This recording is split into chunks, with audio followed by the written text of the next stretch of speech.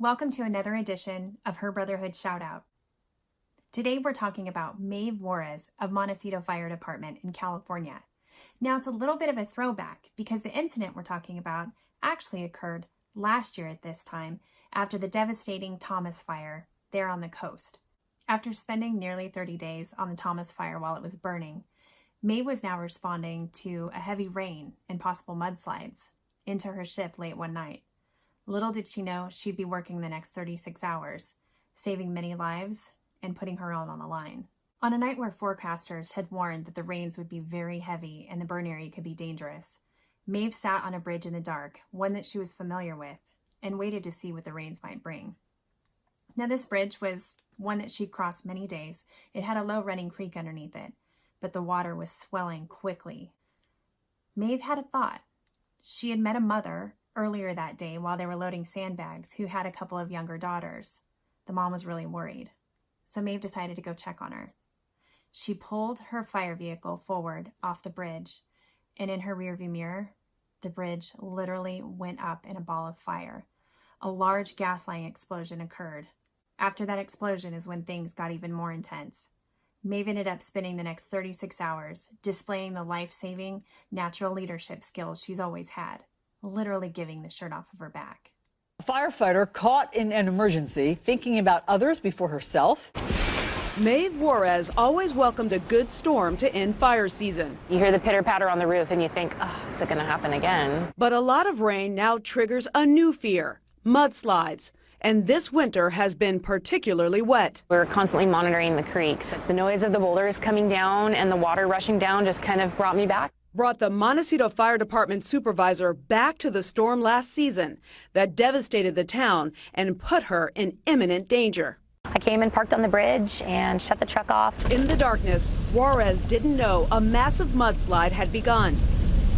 After a relentless wildfire that destroyed 10 homes in the town, Juarez was focused on the weather. I myself spent 29 days on the Thomas Fire.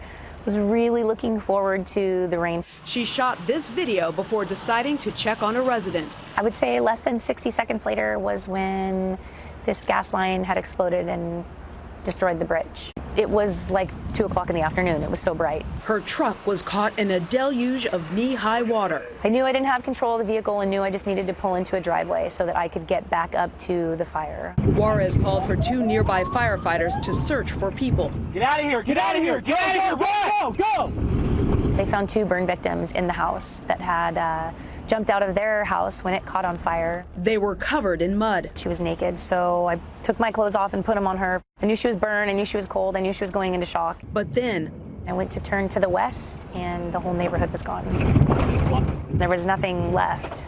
It was just a river.